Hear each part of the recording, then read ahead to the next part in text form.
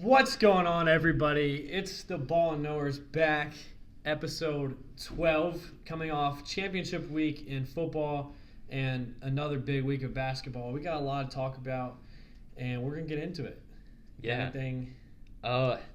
First order business is we're still trying to give away this shirt. That's right. First of all. Yeah. Whoa now. Ball Knowers, get your shirt today. Comment, I want that shirt. All caps, exclamation point. Yeah, make It's sure that simple. it has to say that, or we're not giving it to you. That's right. We had this problem 2 weeks ago. No one commented it last week. Comment, I want that shirt, and there's a good chance you'll get it. It's a very good chance. I want that shirt! Exclamation point. That's right. Tend to forget the exclamation point. You want a quick rundown of the episode? Weekend review. We're going to give our football picks, which there's just 2 this week, and then play football guessing game. So don't be cheating and looking over at my notes. Basketball picks and basketball top 10, and then you got a game? We got a game. Yeah, we got a game, and we'll do a little review and preview. Review and preview. I like that. Let's get straight into it. First game for football was Texas Tech versus BYU rematch, and that went not exactly how the first one went, but score-wise, pretty much exactly how the first game went, and it's, I think, how we expected it to go. Yeah. And now BYU's out. Yeah. Do you have a problem with BYU being out? I have a problem with BYU being out. I'll get into that in a second. Okay. Texas Tech has showed that they're really good. Yeah. They have not had really a close game other than the one they lost.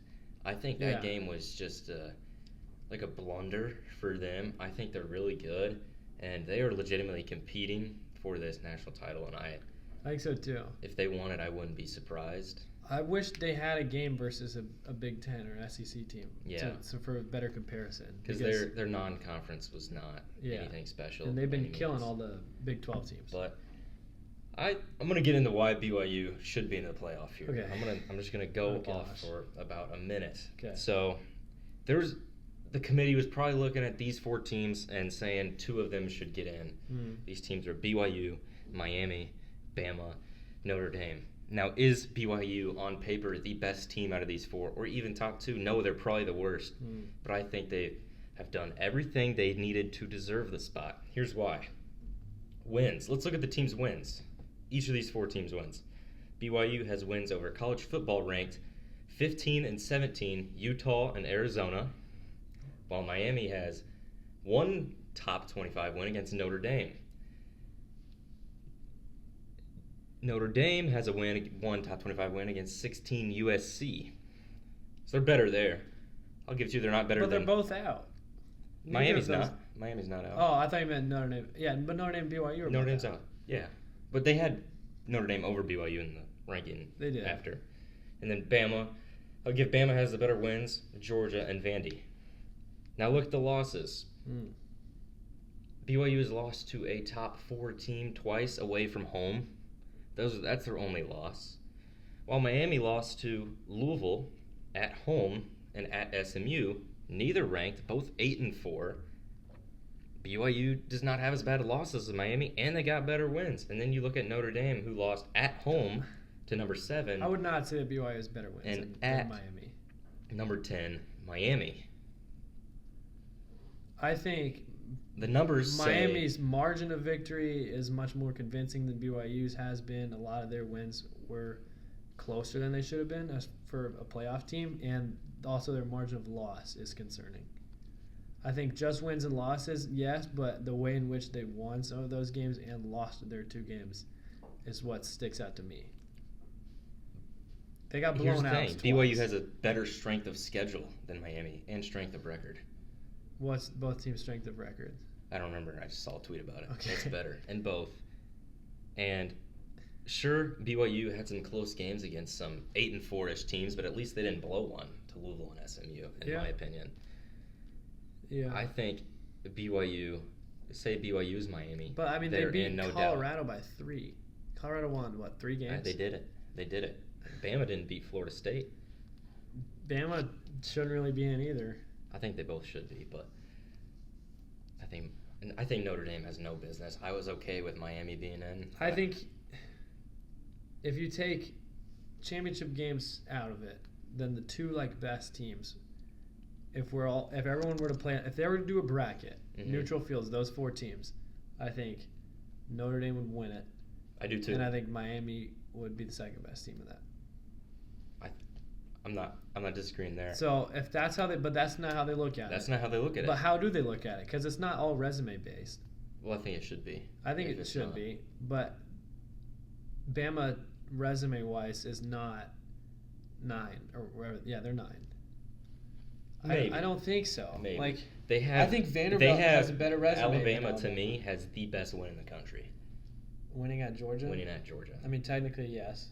That is the best win but in the country. But then they got beat also by 21 beat by that same Vanderbilt. Team. Correct, but that's giving them the edge head to head. But resume wise, Vanderbilt has no bad losses, and Bama does. Yeah, but Vanderbilt to me, they don't have a good win. Tennessee on the road by 24. I guess. Solid win. Yeah, solid. They haven't beat a top 25 team. Yeah, I mean, the Bama loss to Florida State. I would be okay if Bama was not in the college football playoff, because I look at it as I don't think a team should get punished for playing an extra conference championship game.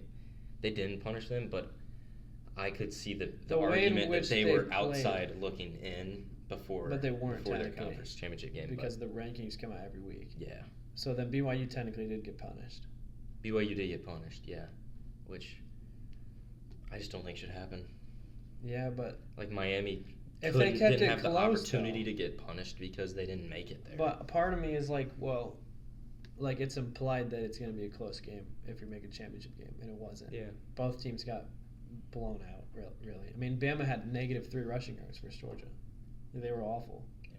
I mean, I think Texas Tech is very good, and that game was being played very close to Texas Tech. It was pretty much a road game. Yeah. So they pretty much lost to Texas Tech on the road twice. Yeah. Which is whatever. And they won every other game, close or not. They didn't have a bad loss 2 of these 4. But it's still three you're playing teams. in the Big 12, and the one time you beat the top, or the 2 times you played the top Big 12 team, you got blown out. Yeah. They're going to be more strict for Big 12 and ACC, and I think rightfully so. I think so, but on paper they did beat 15 and 17, which Miami and Notre Dame just don't live up to that win-wise. And I think it was at Arizona and at home against Utah. Yeah. So I think they have, out of these 4 teams, the second best wins, and I hate to say best losses because I don't really think that's much of a thing, but not as technically the best losses on numbers-wise as the college football playoff ranked these other teams. Yeah, I mean, Notre Dame's whole argument was they have good losses. But BYU technically has better losses. But Notre Dame more was we lost by 4 points combined. True. BYU lost by 40 points combined, something like that. Now, we said earlier in the podcast Notre Dame should be in, say, if Texas A&M and Miami finish as top 5-ish teams. That didn't happen. Yeah. They don't get in. Yeah, I mean, rightfully so, because their best win is 16 USC. I think if they were in, Vegas would have them as maybe the 4th best team, which I would think is reasonable. They're right there with Oregon. Yeah, which I think is reasonable, but they didn't do anything to deserve to be in. I was okay with them. And especially being independent, with the schedule that they play, I think 10-2, it's got to be a no for Notre Dame. I would agree. I hate that BYU gets punished for playing that extra game, because at 11-1, you gotta look at putting them in. They probably would have. And they're saying we might start seeing teams decline playing in championship games. Yeah, with what they did to BYU, they didn't do it to Bama. Yeah. I was surprised. I thought they'd do it to both of them. Yeah, but again, I think there's some SEC bias there. Probably. I think the fact that they're in the Big 12 and didn't win the Big 12, not doing many favors. No, but BYU fans, I'm sorry if I picked, you guys would be in, but I think we got to get rid of a committee. I think I've heard multiple people say this now. Have some play-in games. Just as champions. The thing is, I'd argue the first round are kind of playing games, in a way. Yeah, but playing into the playoffs, like having Vanderbilt play Texas again, and then and having BYU playing. You know, you can do it by conference and say they play the second and third best team in the conference. Like BYU plays Utah, and then I don't know what you do about Notre Dame because they're not in a conference, but and then even like Oregon would have to do a playing game still, but they'd get to play like Iowa or USC. I think it's I don't know that. Then it gets to the point teams are going to be mad they didn't get to play in the play-in game. But I think no matter what you do that by just conference record. Though. Conference record, okay, yeah. Because I feel like no matter but what I don't know happens, what you do with Notre Dame. teams will be upset.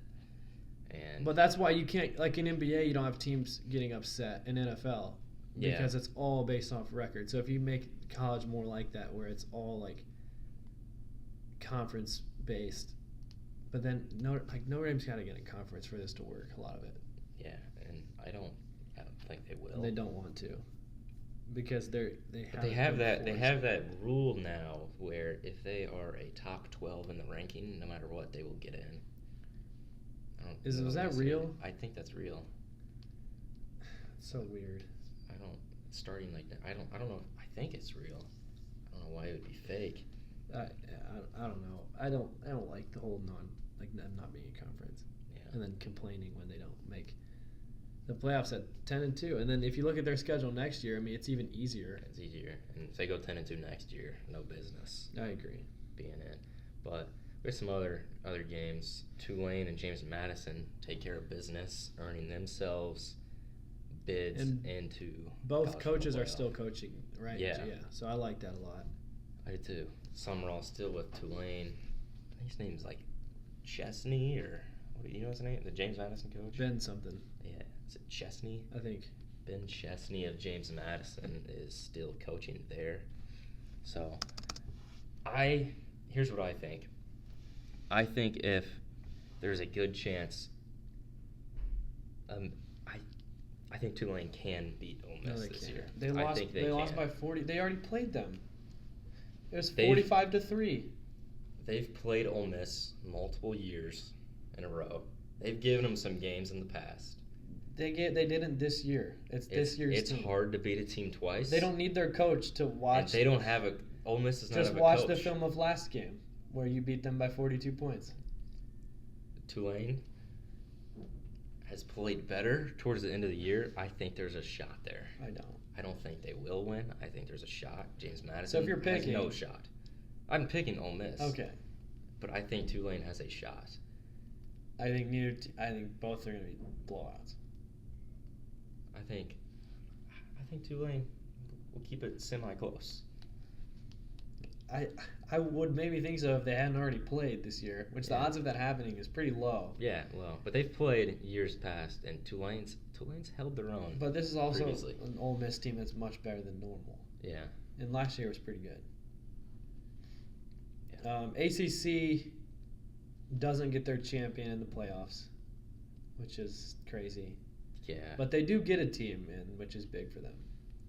Because ACC not having a playoff team would be crazy. Yeah, it would be weird. Duke goes 0-3 in non-conference, and then wins the ACC. And 8 and 5 total now. Yeah, so 8-2 in the conference. Yeah.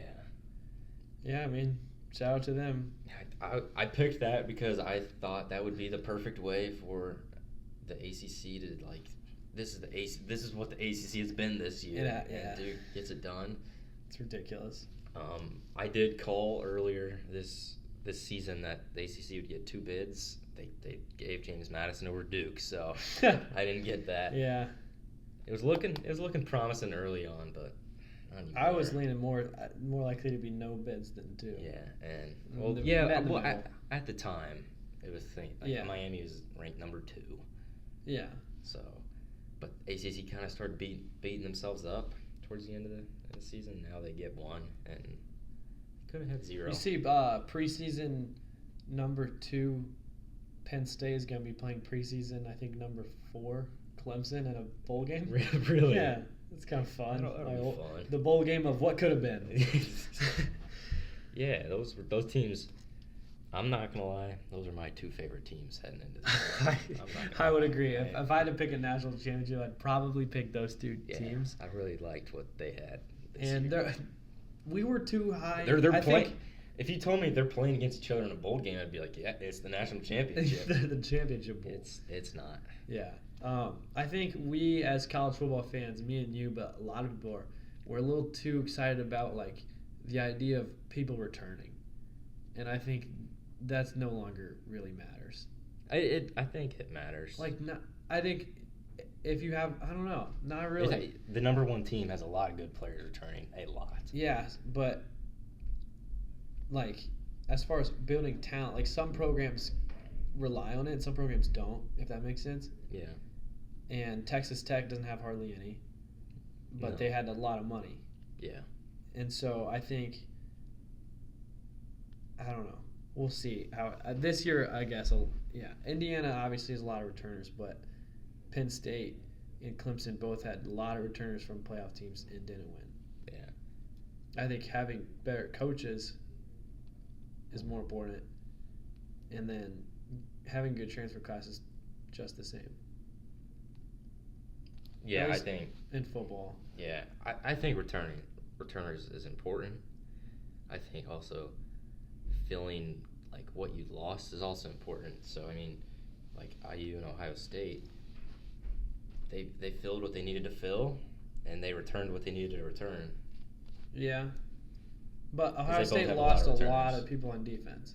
Yeah, and it didn't and their defense arguably got better because they got a lot of transfer talent. They returned a decent amount too. Not a lot. Decent. And then I feel like IU's filled with returners. A lot of, I don't know, it's a mix of both. Yeah. A lot of returning receivers, linebackers, and DBs. But most of the offensive and D-line are different, which were weaknesses last year. And then they turned those into strengths. Yeah, and then that's true. Obviously. So that's what I'm saying. Return what was good and replace what was bad. Yeah, I think Clemson and Penn State didn't replace what was bad. And they lost. Like for Penn State, losing Tyler Warren mattered more than we thought. I think. Yeah, and they didn't replace what they needed to replace, but they returned the areas that they were good at, but their weaknesses just got heavier. Yeah, I think so too. More exploitable. Is there any game? Oh, the Big Ten. And then Big Ten championship. You think Indiana's favorites to win it all, or you still would pick Ohio State in a rematch? I don't know if they're. I mean, are they favorites Vegas wise? No, do you know they're not. Yeah, second. I wouldn't think they're Vegas favorites. Is Ohio State favorites? Why do you think that is though? Because of high school recruit rankings? I don't know. I think. Like if I had to guess, I would guess Ohio State. Ohio State is just Ohio State, and they did it last year. Yeah, I mean, I think that game was really. I mean, it was really close, and they did it last year. Last year they lost 13-10 right before the playoffs too. So yeah, and I'd say they're the favorites. I'd say IU, Georgia, and Texas Tech are also all favorites, and I would be surprised if one of those four teams doesn't win. I would eliminate Tech from that. Really? Just because they played. I think they're good. I mean, they're definitely my fourth there, but yeah, I think Tech and Oregon. I think that's like a tier 2. I think there's tier 1 with a 3, and then Texas Tech and Oregon, and that's it for me. Yeah. Because Oregon is good. Their only loss was to IU, and they've beat everyone else, and a lot of them by a lot. Yeah. They don't have any great wins, though. No. But they'd have. So I just don't know if they're ready for this schedule. They'll play Texas Tech second round they will beat JMU. So yeah, that'll be a fun game. All right, now we're gonna do a little game, and it's called Transfer Tracker, and I'm gonna give you 10 players that are playing in this year's college football playoff that are transfers, and you're gonna tell me where they transferred from. Gosh, I'm gonna be bad at this. I'm gonna be bad at this. All right, I like this though. There's 10. What are you thinking you're gonna get? 3. Oh wow, some of them are easy. Okay, 5. Okay, starting off Ohio State safety Caleb Downs. Alabama. Yes, Alabama. Okay, I wasn't even that sure about that one. Yeah, Alabama, good. Miami quarterback Carson Beck. Oh, Georgia. Yeah, there you go. Oh, that's easy. John Mateer, Oklahoma quarterback. Washington State. I'm good at quarterbacks. A lot of them are. Okay, good. Yeah, I made it. Yeah, it's not too hard. Indiana quarterback Fernando Mendoza. California. 4 for 4. Yeah. This one is a receiver from Georgia, Zachariah Branch. USC. Good. Safety from Oregon, Dylan Thieneman. Oh, that's Purdue. Yeah, there you go.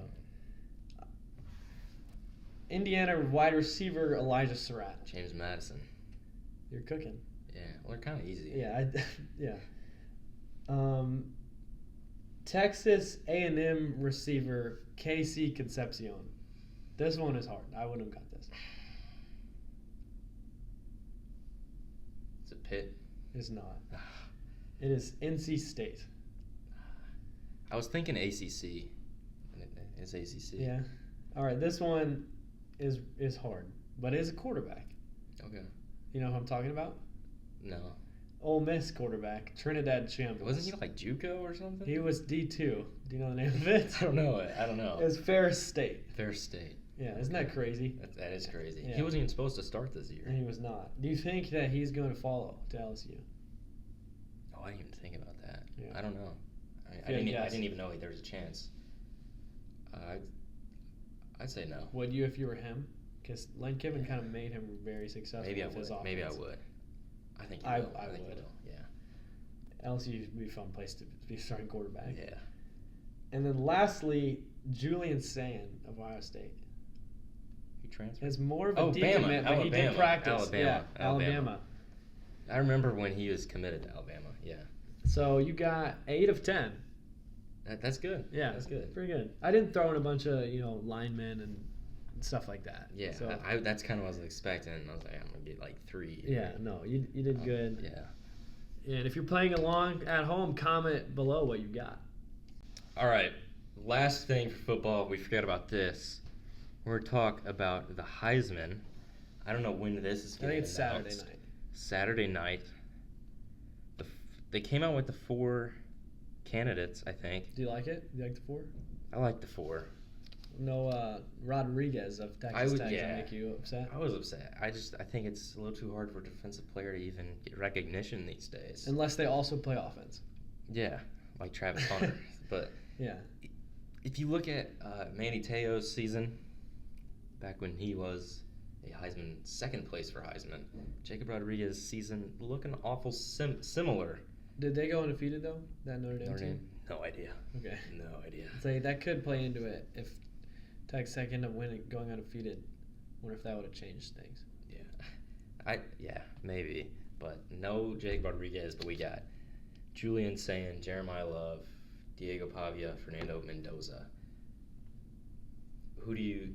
I think Jeremiah Love and Julian Sand aren't really in the race here. It's between Mendoza and Pavia now. Which is like, do you go with the stats or the success? I mean, you know what I'm gonna say. I know what you're gonna say. I don't know. But you say this but is, that's like implying that Mendoza doesn't have good. I think he has more touchdowns than anybody. Let's say Ohio State wins that game. Mm-hmm. Do you go I'd with, probably go Sand over Pavia? Yeah. Okay. I always took it as the winner of the Big Ten Championship game's quarterback was going to win Heisman. Yeah. And now all of a sudden people want to say that, oh, what about Pavia? And I don't think he has a shot. We'll see. But as far as betting-wise, it's heavy Mendoza favorite. It is. Yeah. Pavia definitely has the better stats. I think it's like 4,000 yards to like 3,000 total yards. It's a lot of more yards, yes, but touchdowns, no. Which touchdown, little team success there. Yeah, but it's always I don't like Pavia, and I actually like Mendoza, so yeah, I'm not complete opposites of people. I'm not gonna be mad if Mendoza wins, even though he's from IU. I appreciate that. I like him. I don't really like Pavia. No, I hate Pavia. It would be the absolute death of me if he stole my King's Heisman. Yeah, but I look at this like complete like I don't feel like any of these guys are that deserving of a Heisman. I mean, other than the fact that he's the quarterback of the best team. Yeah. It's not like he had some ridiculous, Jaden Daniels level season. And Jaden Daniels didn't even have that insane of a season. But for recently. Heisman-wise. And he wasn't that close to Jaden Daniels. No, he was not. So neither any of these guys, like Sayan, Mendoza, Pavia, But last year quarterbacks weren't having that season either. I think we could just be in more of an era where you're going to see that less. Yeah, I think that could be I don't know true. why necessarily. Yeah. Maybe teams are playing. I think the talent too high safety a little more, taking away the pass. It could be that. I think talent disparity with the portal. You're playing against more good teams rather than just a few, and then just scoring all over bad teams. Mm-hmm.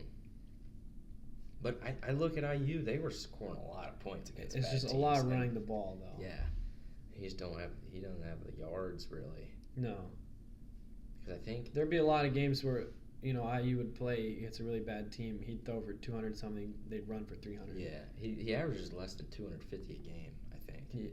Yeah, it wouldn't surprise me. But I mean, looking at everybody else, like, there's not too many guys that are that deserving of it. Yeah. And yeah, I don't know why the stats have been down. To me, I was very pro Ashton Genty last year for Heisman. Yeah. I thought he should have won it. I don't feel that way towards anybody this year. A lot of people were very pro Genty, but I was not. Travis Hunter, to me, was the best corner and, probably the third best receiver. But he doesn't even play corner in the NFL now. Well, he got hurt, but he was playing. Yeah, he was? I thought he was just playing receiver. No, he was both ways. Okay. He was more a receiver because he'd been doing really well. Yeah. But he still would sub in a corner. Yeah. I was pro Ashton Genty but I guess I was more the team was doing so well. So maybe that doesn't matter. I think Mendoza will get it because if he doesn't make that throw at the end of the game, I don't think he does get it, honestly. I can see that. Because he has under 200 yards in the Big Ten Championship, I don't think they give it to him. They were saying that was his Heisman moment, which made me think what if they just ran the ball and then punted and won? Yeah. I legitimately don't know if he wins it. I don't know. Yeah. That was like a good chunk of his yards that game. Yeah. Ohio State did that too, where they got a Hail Mary at the end of the game that made me mad because Jeremiah Smith caught it and made him look like he was having a better game than he was. He started out real well. Yeah. Well, they kind of stopped going to him. They did. Pons did a good job on him in the red zone, but was kind of struggling with him I did want to talk about this. I forgot to talk about it. Do you think the offensive coordinator situation at Ohio State will hold them back in the playoffs? Well, the play calling from the pass game wasn't great. It was not. I think everybody. To me, their IU is so heavy on we're going to stop the run and send lots of guys to that. They do. And so Old Dominion, when they played them first game, it was QB keeps that killed them because they would send 8 guys to the running back. And Ohio State, they would send 7 or 8 guys to the running back. And then they started doing play action, and they had Max Clare and the other tight end wide open multiple times.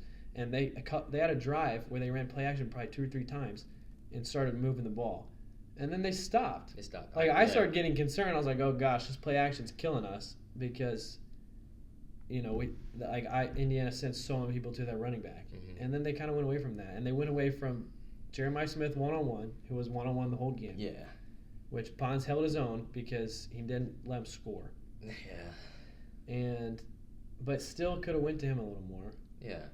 I mean, Pons was 5'9", Jeremiah Smith's 6'3". Yeah, eventually. Yeah. It reminded me of the Michigan game last year, where they just were gonna establish this run game. They just couldn't though. You can't. Yeah. It wasn't happening. You have maybe the 2 best receivers in college football on both sides. I think a lot of that was just the pressure that Sane had on him. Yeah. Getting sacked 5 times. Yeah. I think he had been sacked 6 times going into that game. I think so. And then 5. It's they're leaving those guys one-on-one. I'd give them some That's chances. why Indiana, they're going to leave Pons one-on-one with the other team's best receiver and live with what he gives up. But raise the question: is Brian Hartline one step out because he's taking the head coach job at South Florida? He's not just gonna not call the game to win it. I know, but is he putting all his effort into the film and prep for that game? I don't know. He had a lot going on this week as he took a job before the game. That does worry me a little bit about Ohio State. I can see that coming in before their playoffs. I heard there's rumors that he might not be with the team for the playoffs. Yeah. I don't know if that's true or not. They said Ryan Day could go back to calling plays, which is what got him the job. But then he went away from that, I think, last year or 2 years ago. Yeah. And then so we'll see. One other thing I want to talk about, forgot. Do you think, so last year, all 4 teams of the bye who won their conference championship lost first round, I think. Yeah. Do you think that is a disadvantage? No. Playing that extra game? Because I've heard that, and I was like, well, let's look at the games, right? Because last year's formatting was different. Mm-hmm. And so every team that won a conference championship automatically got a bye. So Oregon, obviously, was the Big Ten championship and lost. So that concerns me a little bit, but playing Ohio State in the first round that's different than but they didn't even give them a game there. No. And then what were the other games? It was Texas versus Arizona State. Mm-hmm. Texas was the better team. Yeah. And Clemson versus Clemson played Arizona State. It was who won the ACC? SMU? Yeah. So SMU is Penn State versus Boise State. Boise State got a bye? Yeah. So who are the 4 teams that got a bye? I was thinking more Oregon and Georgia. And Georgia lost to Notre Dame? Yeah. Very even teams. Yeah. I think, and then Oregon, Ohio State were probably even teams, but Ohio State was a little better. I don't think you look at this year as these games being even teams. Yeah. And then also the Arizona State and SMU or whoever else got the bye. Boise State. Yeah. They were the worst teams, which is why they got rid of it. I think the teams with the bye will be favored in all 4 games. Yeah. Was Oregon even favored last year versus Ohio State? Oregon. I don't know. It's probably pretty close. It's probably pretty close because they had beaten them, but at home. Yeah. So I don't know. Was Oregon undefeated heading into that game? Yeah. It's the same situation as. I liked what Signetti said after the IU game because it made me think of Oregon's team last year. He said, we need to get these boys humbled before they play their next game, which I think is true. Because it's not over. You didn't win the championship just because they're undefeated, and you got to play some good teams. I don't know if Oregon was humbled last year, and they lost. I like regular season championship only gets you so much. Yeah. And Ohio State got humbled. So yeah, that's what I'm saying. I was like, yes, as an IU fan, yes, they beat Ohio State. That doesn't mean that Oklahoma or Alabama can't win. If they play well and Indiana comes out flat, got to bring it every week in the playoffs. Yes, Sig's got to get those boys humbled, which I think he will. He says it. He doesn't think it's going to be a problem. Yeah, but football wise, it's a lot of time off. Yeah. For football? Yeah. Yeah. A lot of weird bowl games coming up. Yeah. And not going to be too much to talk about until end of December, I think, really. Yeah. But that's all we got for football this week. Head straight into basketball.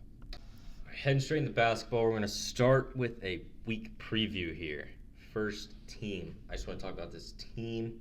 They beat Missouri this weekend by a lot. This is Kansas. Mm-hmm. This was Darren Peterson's first game back on limited minutes, and they beat a good team by a lot. They kind of figured things without Darren Peterson, and then they add him. They're in a good spot right now. I think they're in a good spot. Their losses are to 3 blue bloods, North Carolina, Duke, and UConn. Yeah, they've played a loaded schedule. And they got some good wins under their belt. I like where Kansas is at. And I think adding Darren Peterson to a team that's kind of started to figure things out, they can get pretty far. You don't worry about him ruining things. No, I don't think so. With his shot volume. It looked good to me with him out there. Yeah. They got a lot of. I feel like they have a lot of glue guys in a way. Yeah. And they Kind of need some scoring. They kind of needed a guard to score, and yeah, because they got some good bigs with Badunga and Tiller. Yeah. If you told them like earlier in this year, I think the Kansas starting lineup is not what people thought it'd be. Bryson Tiller, no one thought he'd be starting. He's good. No one really thought Jamari McDowell would be the sixth man, but here we are. Kansas is kind of figuring things out. They're playing at NC State this week, so that'll be another test. But Darren Peterson's back. He did not pull a Jalen Johnson / Shaden Sharp thing. We're worried. We were both pretty worried about that because we wanted to watch the guy play. Yeah. But I'm excited about Kansas, and then Kentucky. 0-2 this week. Oh, it's been an ugly too. Yeah, on the downside of things. Especially that Gonzaga game. Yeah, it's just blown out. That was not at home, was it? No, it was. It was at home. Yeah. Gosh. They lost by 35 or something. It's really bad. They can't score. Mark Pope is an offensive coach. Yeah, people are questioning him as a coach because of their inability to score. They can't score. When I look at previous Mark Pope teams that have been successful, this just does not fit that criteria to me, like player style wise. How so? Not enough shooting? Yeah. I mean, they've always just had a lot of good shooters, and they've had bigs that are good passers. And they run. The bigs have always been good passers, ball handlers, and they kind of run their offense through them. They have a bunch of shooters around them. Their bigs this year, I mean, Quains hasn't played, but I don't look at him as a great passer or ball handler. But Brandon Garrison and Malachi Marino are not good passers or ball handlers.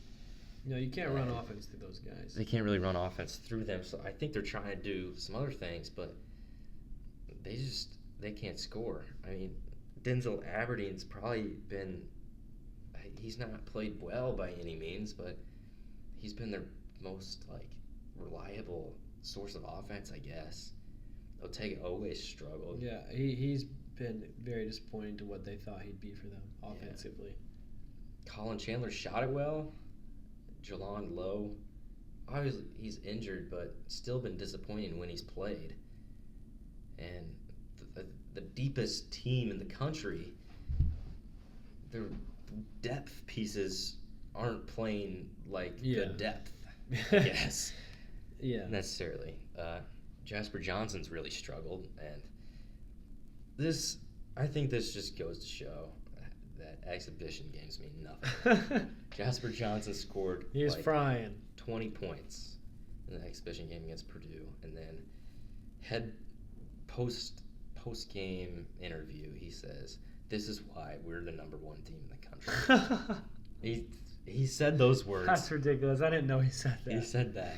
We are the number one team in the country. No, you're not. You're 5-4. A lot of fans want your coach fired. That's crazy. You're having a rough year. So, it just kind of goes to show, don't get too hung up on results. And don't get too high or too low. In October, and I think that some Kentucky fans definitely did. Especially as a Purdue fan, I realized all that. Yeah. And this is just another case of the Purdue exhibition curse. We saw that with top 15 ranked Arkansas 2 years ago, who went on to finish 14th in the SEC. No, 12th in the SEC back when they had 14 teams. And Creighton. And then Creighton didn't necessarily have a horrible year last year, but were a 9 seed when they were supposed to be better than that. So it's an ongoing Purdue exhibition curse, and I don't know who Purdue's Hoosiers on the other end are exhibition game champions every year. Yeah, or at least last two beat Tennessee on the road. Yeah, and then this year Baylor. Yeah, and they're the kings of false hope in the exhibition season. Especially last year. My goodness, beating Tennessee on the road. I mean, that was I was kind of well, they might not be. They're bad. They're bad.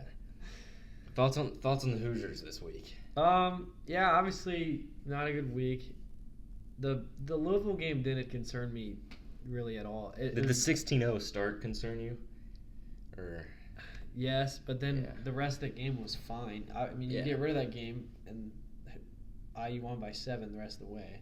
Yeah. Or get rid of those 3 minutes. They'd go on a little run towards the end of the game, which is going to be good for their again, like I continue metrics. to say this about IU, like they don't have enough talent to not shoot well against good teams. Yeah. You can't. I mean, Minnesota might have been in the 20s, and then Louisville was low 30s, and a lot of it's Wilkerson really struggling to shoot the ball now. Yeah. And well, he's going for over 50 3-point percentage. Looked good at the beginning of the year.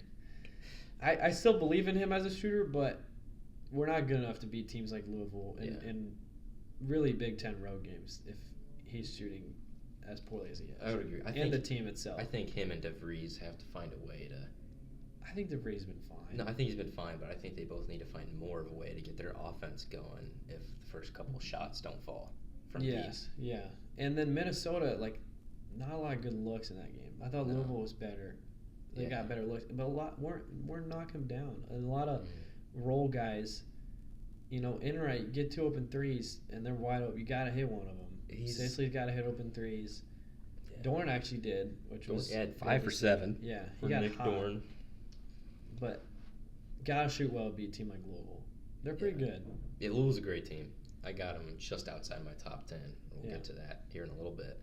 But IU's got Penn State coming up this week tonight and Kentucky this weekend. Yeah, it's a good opportunity to get back on track. It's a good opportunity to get back on track or fall into a deeper hole.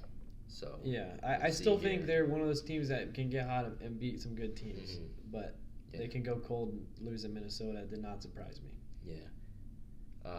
Yeah. So IU, talk about the Big East here. They've been very, very disappointing.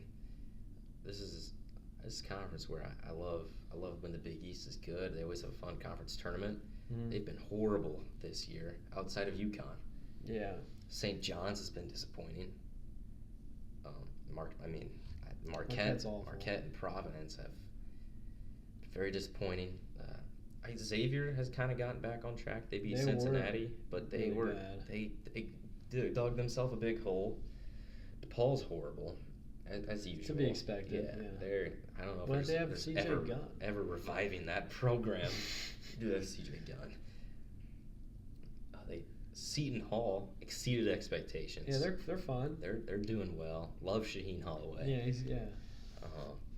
I'm trying to think of Creighton's been. I mean, they got blown out by Nebraska and they had 19 points at halftime. That's ridiculous. Rivalry game. Yeah, that's 2 years in a row they've lost to Nebraska. Creighton, they were supposed to be really good. Had one of the best transfer portal classes, and they've been horrible. Which I think normally the best transfer portal class teams always have bad years. Yeah. I think Michigan had a good one this year though. So were they number 1 though? I don't know. Oh yeah. But in the past years, the top 3 portal classes teams have had some bad years. A lot of Kansas State, a lot of Indiana. Yeah. And I wouldn't be surprised if Creighton was in that top 3 this year. Yeah. They're off to a horrible start. We got Butler, who had a good start, just lost at home to Boise State. But not a big Butler guy. Yeah. Butler not horrible. And missing one Villanova. team. Villanova. They got a big one tonight. They're playing at Michigan tonight. They haven't really played anybody, but they gave. Well, they played BYU. They gave BYU a good game. Yeah, they did, and BYU's good. Villanova has maybe exceeded expectations, but the Big East has been very disappointing. They're well coached. And Villanova. Yeah. I think they are. I don't love the guy. Yeah, but it's like Mick Cronin, good coach. But I'm looking at the Big East maybe 3 bids. UConn, St. John's, Seton Hall. You could see Villanova or Butler squeak in there. Yeah, There's one other team that I like could squeak 3 in. or 4. Yeah, I mean, at this point, Creighton, Providence, Marquette looking like nose. DePaul, Xavier, you got a lot of work to do. There's another team. Gosh dang it, but whatever. Yeah, but the Big East got Georgetown? a lot of work. Oh, Georgetown. Yeah, Georgetown's got some work to do. They lost by 20 in North Carolina. I think they're pretty good. But Big East, just come on. And then I got a stat line here. I'm not telling you who this is. You might know. Okay. You tell me if this is a good game or not. Okay. Some people are clowning this guy. Let's see. 0 for 10 from the field. Oh, I know who this is. 13 assists, 1 turnover. Is that a good game? It all depends on how they did defensively. Yeah. If they I'll give you, this guy's a great defender. I know who it is. It's Jeremiah Fears. Or not Fears. Jeremy Fears. Yeah, sorry. Yeah. Jeremy, the college good game or not? Well, yeah. He offensively, that's a productive game. Yeah. But, he had it coming with the way he was interacting with the crowd at that one. Yeah, didn't love that. Some questionable crowd interactions by Jeremy Fears. Questionable character, really. When they're chanting "F you, Boozer" at an 18-year-old, you don't need to. He was loving it a little too much. You don't need to cheer him on there. Yeah. But I think he's getting too much backlash for going like. It's just because he did that. Yeah. If you're a good defender and you have 13 assists and only 1 turnover, that's a good game. And he stopped at 10 against a top 5 team. Yeah. If he was 0 for 16, then it might be costing you a little more. But 6 for 6 at the line. He's great at drawing fouls. A lot of people don't like it. Yeah. I'm not a huge fan of it, but I was wondering how he felt. If that was a good game, I think he played a good game. And then Arizona. It's a lot of assists, especially for college. Yeah, that is a lot of assists. He has a legit chance to break the record if he stays all 4.5 years that he has. And then I was going to talk about Arizona. Number 1 they're team ranked in the number land. 1 now, new number 1 team. You like it? Yeah, I agree. Okay. I agree. Even with the recent dominance of Michigan. Yeah, I look at Michigan with some close games early on to some mediocre teams. But do you think if they played those teams again, now, they'd kill them? There's a good chance, yeah. But looking at the full season, Arizona's been the best team right now. Probably Michigan. You gotta rank it. I say every week. This is for basketball and football. If you're making a ranking, you gotta reevaluate every team's resume every week. Yeah. And the whole thing. Mm-hmm. But Arizona, you could even argue they've been playing the best recently because of the way they just dominated Auburn at home by 30 or so. Yeah. They're elite. I picked against them, Auburn. I thought they'd. Auburn's not very good. Auburn's not great at all. I just thought they'd lose one. Yeah. Because they'd had some close ones against UCLA and Florida. I thought they'd finally drop one. They didn't. And then Duke also cemented themselves as a top-tier contender with a win at Michigan State. They're very good. They're very Cam Boozer reliant, though. They are, yeah. More than they were flag reliant last year. Yeah. The talent around Boozer, not as good as the talent around Flag. Yeah, Flag's not even the best rookie on that team. Knipple is good. They ran a lot of stuff for him. Duke doesn't have that. Well, they got Isaiah Evans. He's not quite Knipple. I don't think he's very good, if I'm being honest. Yeah, he's no Knipple. The shots he takes are so, questionable a lot of the times. Knipple was very smart and great passer. Knipple's so good. He's just very good. Isaiah Evans. Isaiah Evans was on that team last year. He was. Yeah, no, I know. He's definitely improved, though. You can see it. And then Iowa State heads into one of the toughest places to play, wins by 23. Iowa State is elite, and they have. I thought early in the year I didn't think they would be because they lost their 2 leading scorers. They might have one of the best big threes in the country. All 3 averaging over 18. That's insane. Yeah, because I didn't know a lot about them before the Purdue game, so I was like, who's their leading scorer? I was like, whoa, there's 3. There's 3, yeah. They all average 8. That's insane. And they all 3 did their share against Purdue. Taman Lipsey, do-it-all point guard.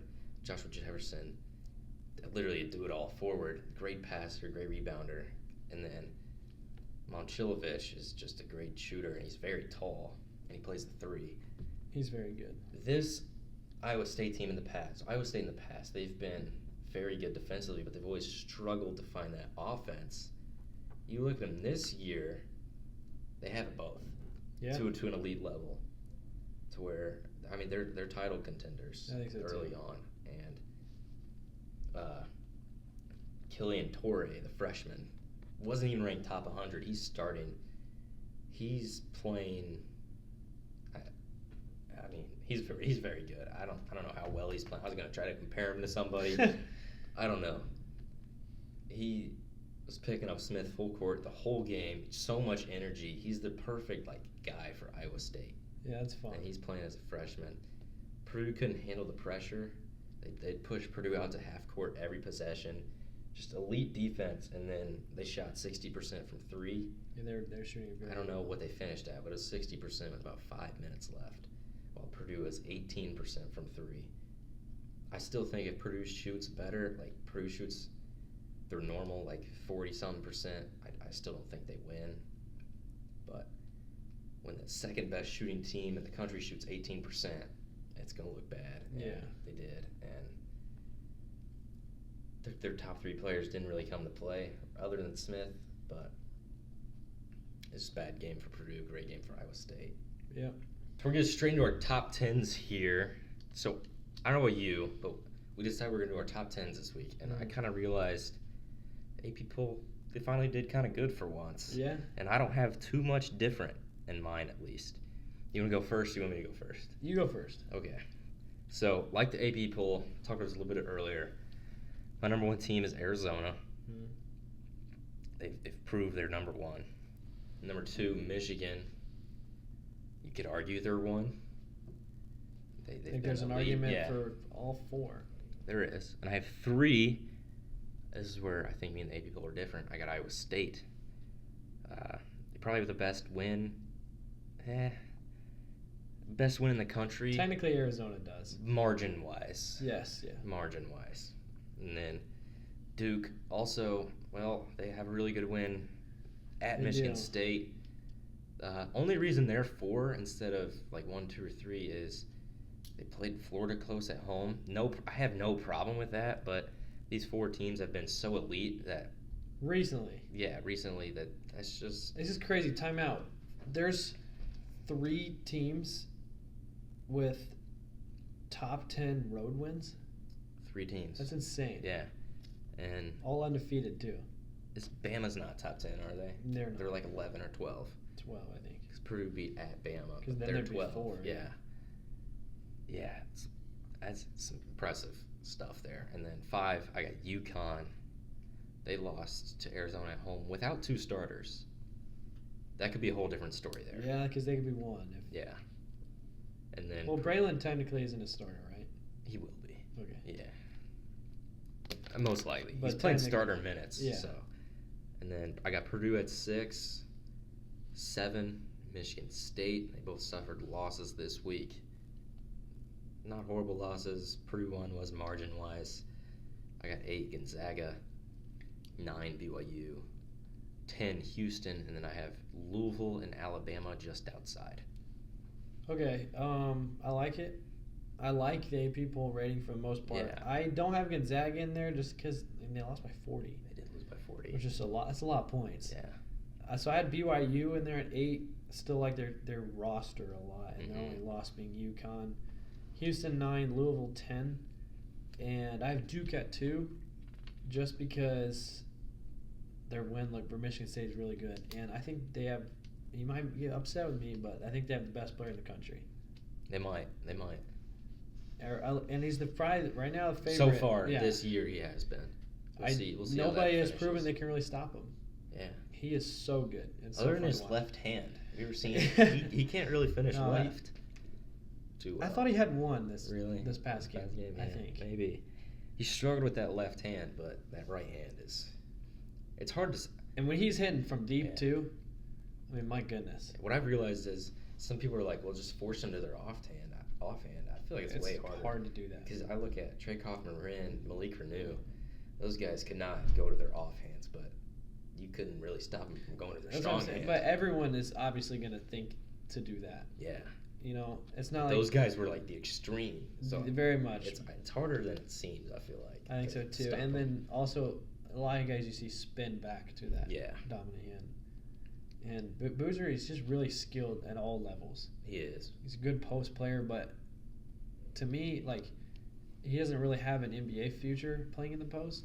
Mm-hmm. And he's really good when he's not in the post too. Yeah, he's very good at everywhere on the court. Yeah. So yeah, other than that, yeah, top 10, like where it's at. I think 4 teams all have an argument for 1. What do you have? You I go Arizona Arizona 1, 1, and then what's Duke your 3 2, through 7? Just because Michigan was a little shaky earlier. Yeah. And I think Duke's really good. I got Iowa State 4, UConn 5, Purdue 6, Michigan State 7. Yeah.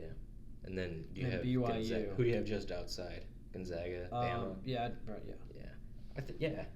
One thing, the Week 6 AP poll, I think the past, 21 years, a top 12 team in the Week 6 AP poll has won the national championship. I don't know why that is. It's interesting. We've had the 12th team win it before. We've had the 9th, 1st. One of these teams as long has as you're won. in that top 12, you're still alive. I think it's just kind of a coincidence, but Yeah. I'd say I mean, statistics odds have are, it. Yeah, like, odds are one of probably these- one of these teams will. Yeah. But one of these days, I think someone outside of the top 12 will win it. But saying one of these teams will win it, and right now, been it some certainly teams looks get like pretty one of these close. teams will. Yeah. Especially, blanking on their name. San Diego State. Yes, yeah, San Diego State. They were not in the top 12 of the Yeah. AP poll that 1 year. Yeah, but we'll head straight into a little game that we got here. This is what I call. I saw this podcast I listened to, Ryan Hammer. Okay. He calls it the panic meter game, where you just listen teams that maybe have had some rough seasons, and you give it on a scale of 1 to 10, like how much you're panicking on them. But 10 being extremely 10 panicked. being extremely panicked, and then I'm gonna do And 1 being, I still think they are like national contenders, or just what they're supposed to be, I guess. Okay. And then we're gonna do hype meter, reverse it there.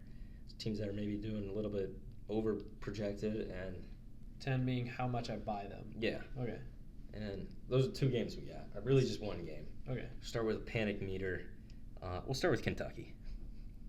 I'd be very panicked. I'd be like I'm gonna go 7 because I mean, we talked about this earlier, but I think Jaden Coyton isn't the answer to their problems, but I think he helps a lot. I think he's one of the most talented big guys in the country, and I still want to see what they're like with him. Yeah, I want to see what they're like fully healthy, but I'm still a 9. 9, okay. I don't think Mark Pope is a great defensive coach. But I think it's happened in the past couple of years. He's a great defensive player. This should be a great defensive team. They've been better than last year, but their offense is so bad. And I look at their team and I'm like, it doesn't surprise me looking at the roster. Yeah. There, and I'm a little worried about Kentucky. Worried? Think they might not make the tournament, or we're still safe? I mean, right now they obviously have some work to do. They're not going to be in at the moment, but you got 20. You got 20 more games. The SEC is a little down this year, especially compared to last year. So it's still a good conference, but the opportunities aren't going to be there as much as last year for sure. Yeah. So they got some work to do. I think they can turn it around. I don't think they will. That's why I'm a 9. Okay. I wouldn't be surprised if they are like a 10 seed come March, or they're not in the tournament. Wow. My next team is Creighton. I would say 9. Yeah, I was gonna say 8. Yeah. I'd be pretty panicked if I was a Creighton fan. Yeah, I'm panicked. Especially when you lose to that extent to your rival. That's pretty bad. Yeah, there's just no fight effort really. They got a lot of transfers. They don't seem too connected. They don't seem too bought into me when I've watched. They don't have a great win. They've lost to Baylor. They've lost to Gonzaga. They've lost to Nebraska. I forget who else they lost to. They keep losing. They're 5-4. I think they're 5-4, and they were supposed to be good. They're not. Owen Freeman has been an absolute disappointment. Yeah, well, he was talking crazy last year, so. And there's sometimes he's not even getting the minutes that you thought he'd be getting. I think this shows how much Ryan Kalkbrenner meant to Creighton, because this team's struggling. I got them at a 9. Next team here is Purdue. They just lost at home by 24. Purdue, probably say 10. 10. I'm just kidding. 10. I would say 5 or 6, just because to their expectations was national championship, and now you're outside the top 5. So I don't know. I think Iowa State's really good. If that was a road game, I wouldn't be as panicked. But at home, losing in that fashion, it's embarrassing. It's not good if you're as far as championship contention. Yeah, I'm gonna go like 2 or 3. Here's why. As a fan, like watching it, I was panicking watching it. But the more I've thought about it, Purdue every December they've had one of these games where they just play horrible. Now, the past 3 years, it's come against teams like Penn State, Northwestern, and Rutgers. Has it ever been at home, though? Has it ever been at home? I think it was against Rutgers a couple years ago.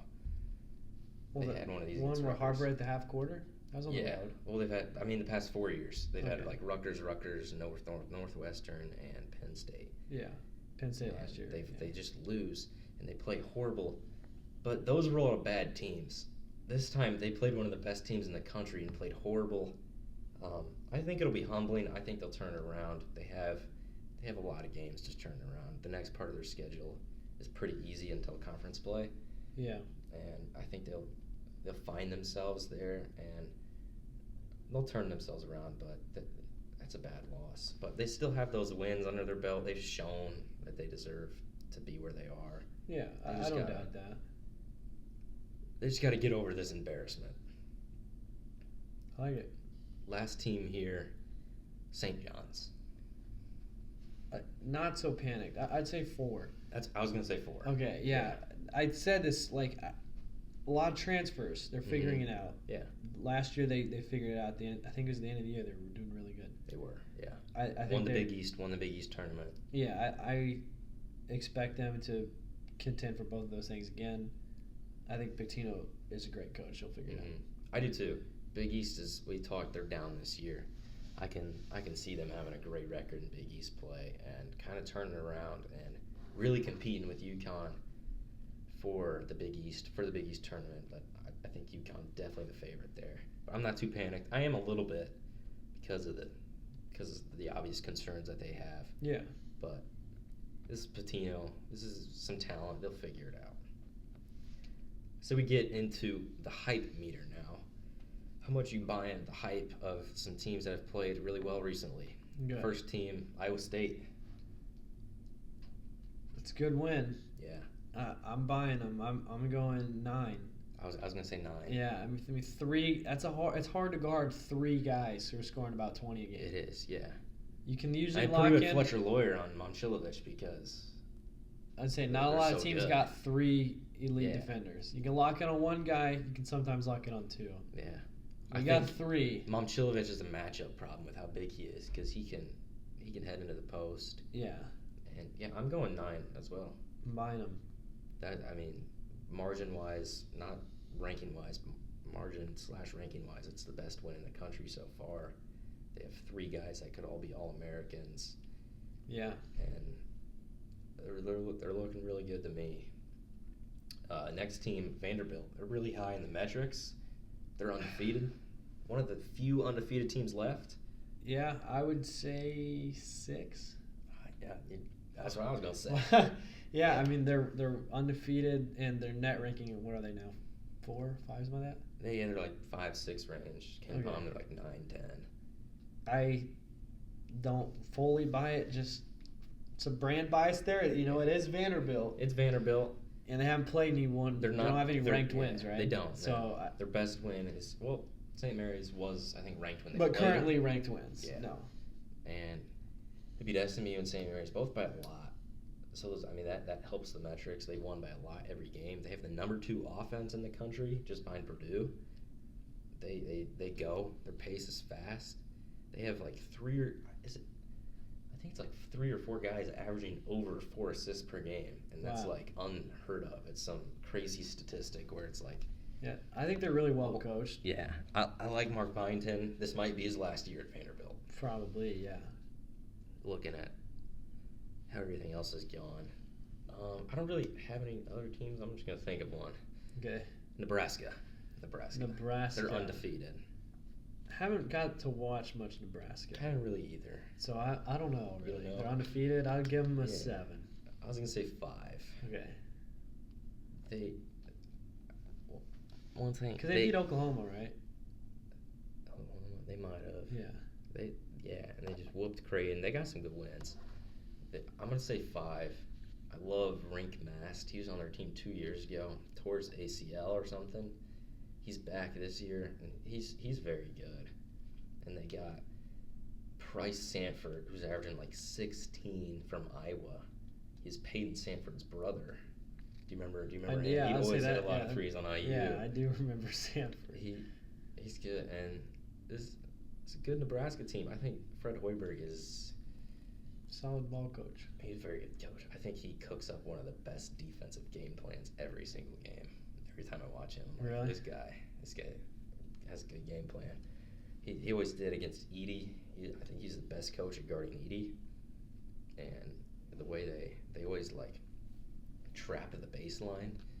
When teams try, and they just force it, and they just trap the baseline, and they fly around. His son flies it around, Sam Hoiberg. Yeah. It's not daddy ball over there. You might think so because he's like 5'8". That guy, I love that guy. I like that. I'll say one more team. Okay. We'll go Louisville.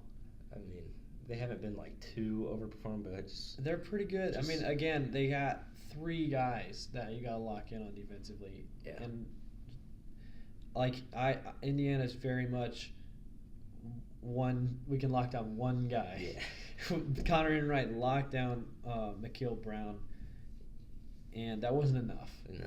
Because Conwell is very talented. And I think McNeely's is the third an elite best shooter. Offense in the country. Yeah, and then their big guy from overseas, he's really good too. Yeah.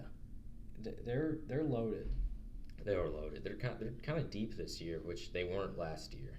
That's something they kind of filled. Yeah. My concern with Louisville, I'd say I'm going 7. My only reason is their defense does concern me.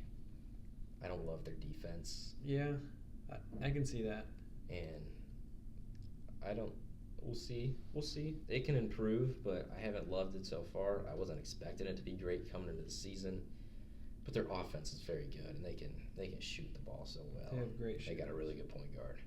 So he is very good. They'll go as far as he takes them, I think. That's all we got for our panic and hype meter. We'll get straight into our picks. Yeah. Our basketball picks this week. We're speed running again. First game, Illinois at Ohio State. We got this one going on behind us. Currently going on, and Illinois got a slim lead, so I'm going to go with them to pull it out. I can't lie, I picked Ohio State. I'm going to stick with them here. They get the win at home. Next game, Florida versus UConn at Madison Square Garden. Who do you got? This one's a little closer to UConn's campus, so I'm going to go them with a slight home court advantage. Madison Square Garden, pretty much home court advantage for UConn. Give me UConn. Wisconsin at Nebraska. Nebraska's been rolling. I'm going to go with Nebraska staying hot, getting a home win versus Wisconsin. I like Nebraska. Very underrated home court advantage, and it lives up to it. Iowa at Iowa State, a little rivalry game here. In-state, who you got? Yeah, Iowa State, 3 guys averaging 18 more a game. I'm going to go with the Cyclones. Cyclones got 3 potential All-Americans, all averaging over 18. They win big here against Iowa. This one's in Dallas. We have Arkansas versus Texas Tech. I'm going to go with Arkansas Razorbacks. Me as well. I think their freshmen finally make some plays late in the game. They win a close one against Texas Tech. Another rivalry game here in state. This one is in the Thunder Stadium, Oklahoma State versus Oklahoma. I'm going to go with Oklahoma getting back on track a little bit. I like Oklahoma State. I like their coach. I like what they got going on. They stay undefeated. This next one here is in Seattle, UCLA versus Gonzaga. UCLA been struggling a little bit recently. I'm going to go with the Bulldogs. Yeah, UCLA struggling just a little bit. Gonzaga gets a big win here. UCLA keeps it kind of close, though. Next one, Kansas at NC State. Darren Peterson's back. Yeah, he is. And I think that he's going to get Kansas over the hump. I think NC State home court advantage plays big role here. They force a lot of turnovers and get a close win over Kansas. Indiana at Kentucky. Who you got? I'm a Hoosier through and through. Give me the Hoosiers. I got Kentucky because it's at Rupp. They can finally get back on track. I think it's unbelievable how Kentucky won't do a home and home, rather a home and neutral with IU. I don't like that. Scared of Assembly. They're scared of Assembly, but I think they get a win at home. Next one, game of the week, Arizona versus Alabama in Birmingham. It's pretty much home court for Alabama. I think the number one team in the land stays the number one team in the land. Give me the Wildcats. I think number one goes down for the second week in a row. Jaleel Bethea is back for Bama. Just another guard you got to worry about. Give me the Roll Tide.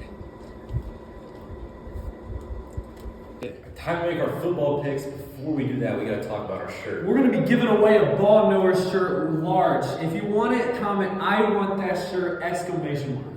And if we got more than one person who won that shirt, we'll do a little like raffle for it. Anyways, we'll get straight into our picks. Only 2 games this week. First one, Boise State versus Washington. It's a bowl game. Washington's 8.5-point favorites in this one. I'm going to go with the Huskies. I like the Huskies here too. Bigger conference team, bigger, better team. Give me Washington. Last one, your game of the week. This is always a fun one. Army versus Navy. One of the biggest rivalries in all of college football. Navy got a pretty good team this year. I'm going to go with the Navy. Yeah, expect a lot of running here. Navy gets it done. They're the better team this year.